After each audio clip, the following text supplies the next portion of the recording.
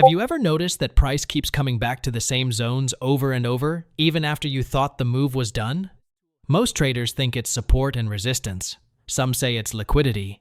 But the real reason is something most people have never looked at: zero volume voids. Regions where price moved so fast, zero trades actually happened. And here's why it matters. Markets are efficient. They want to fill what was left unfinished. Every untraded zone is essentially an open debt on the chart. Price will come back to settle it. The question is, do you know where those zones are? This indicator by Zeiierman maps every single one of them: true volume gaps, bull and bear imbalances, and delta pressure by sector, all on one chart. In this video, I'm going to show you exactly how to read it and why this changes how you see price action entirely. Stick around, because near the end, I'm going to show you a live example where this zone predicted a reversal 3 days before it happened. Select the indicator created by Zeiierman. Once you click on it, the indicator will instantly load on your chart with its default settings. Alright, once you load the volume gaps and imbalances indicator onto your chart, here are the key elements you'll notice immediately. On the right side of the chart, the volume profile shows each price level as two colored horizontal bars. These bars help you clearly understand how buying and selling activity was shared at that specific price. First, the blue bar represents bullish volume. The size of the blue bar increases based on how much buying happened at that price level. When the blue bar is wider than the orange bar, it shows buyer absorption. This means buyers were strong at that level and were actively defending the price or pushing it higher. Next, the orange bar represents bearish volume. The size of the orange bar grows when more selling takes place at that price level. When the orange bar is wider than the blue bar, it shows seller dominance. This tells us that sellers were able to stop price from moving higher and were pushing the market downward. Alongside the volume bars, you will also see purple horizontal bands on the chart. These purple areas are called true volume gaps. They mark price levels where very little or no volume was traded, according to the volume profile. In simple terms, price moved through these areas very quickly, and because of that speed, volume did not have enough time to build. This creates inefficient price zones, which the market often comes back to later in order to rebalance. On the far right of the chart, there is also a delta panel. The delta panel shows the overall difference between buying and selling pressure across different vertical price areas. It does not focus on single candles.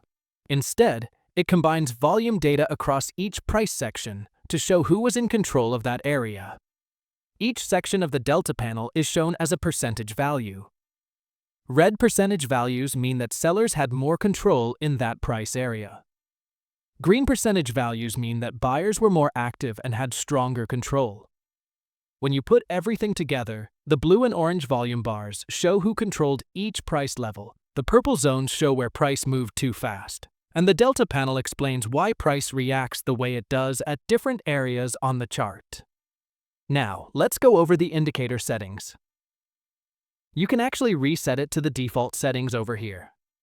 So right now, we are on the default values. So the first option we have is the look back period here. This controls how many past candles the indicator uses to build the volume profile. The default value is set at 200, but I will reduce it to 100 to have a good balance between recent price action and overall market structure. So the next option below it is the rows over here. This setting controls how many price levels the profile is divided into. The default value is 50, but we can actually reduce it to 20. So right now, we have a much cleaner chart when we reduce it to 20. The next option we are going to look at is the profile placement over here. This simply controls how far the volume profile sits away from the price candles. I will reduce mine to 50 to move it closer to the price candles. And you can see now that it is much closer to the candles. So right now, that's all for the settings. Once you're done, just click OK to apply the settings. So, for a buy trade, you want to firstly actually see this purple true volume gap being created over here. This is basically an inefficiency in price. What you want to do next is to ensure that price actually retraces back into that inefficiency purple-colored zone. Now, while price is retracing into that purple inefficiency zone, what you want to watch out for next is to ensure that the delta value over here starts changing to green. As price is pulling back, we are patiently waiting for that confirmation. After that, you want to see a clear rejection from the inefficiency zone. But at the same time, we also want to confirm that the delta percentage over here turns green. And as well, that the volume profile over here shifts from more orange to more blue. So, we allow price to continue moving while monitoring exactly what we are looking for. Right now, you can see a bullish engulfing candlestick forming over here, and you can also see a strong rejection from the purple true volume gap. In addition to that, all the delta percentages over here are green. And we also have more blue profile bars compared to the orange bars. The blue bars represent bullish volume, which signifies buyer interest stepping into the market. So, at this point, we can actually enter our buy trade at the close of this bullish engulfing candlestick. We then place our stop loss just below the inefficiency gap over here. After that, we can target a 1-to-2 risk-to-reward ratio for this trade. And if you allow this trade to play out, you can clearly see that the trade hits our profit target. For a sell trade, we are looking at the opposite of the buy trade. First, you want to ensure that price is moving into this upper purple true volume gap over here. This is basically an inefficiency zone, and what we want to see is price retracing into it. If we actually look at what price is doing right now, we can see that price is inside the inefficiency. What we are waiting for next is to see price rejecting this inefficiency zone, and we can clearly see that price has already rejected the inefficiency over here. The next thing we want to watch out for is the delta over here. You can see that the delta is negative, and it is also red. As well, if we look at the volume profile over here, we can see that it is showing more orange profile bars, which actually means more seller interest in the market. With this bearish engulfing candlestick formation right now, and all these conditions aligning, which is the orange profile showing strong seller interest and the negative delta, we can actually consider this as a valid sell trade. Right now, we can enter the sell trade at the close of this bearish engulfing candlestick. We then place our stop loss at the inefficiency gap over here. After that, we place our profit target at the next inefficiency gap over here, because that is where price is most likely to trade into. And if we allow this trade to run, you can clearly see that the trade hits our profit target with ease. Another way to take a sell trade, here you can see this purple zone over here, which is actually the inefficiency true volume gap zone. Instead of waiting for price to bounce off it to look for a buy position, you actually wait for price to break below it to look for a sell position. So let's look at the next candlestick formation right now. So right now, we have a strong bearish candlestick breaking below the purple true volume gap zone over here.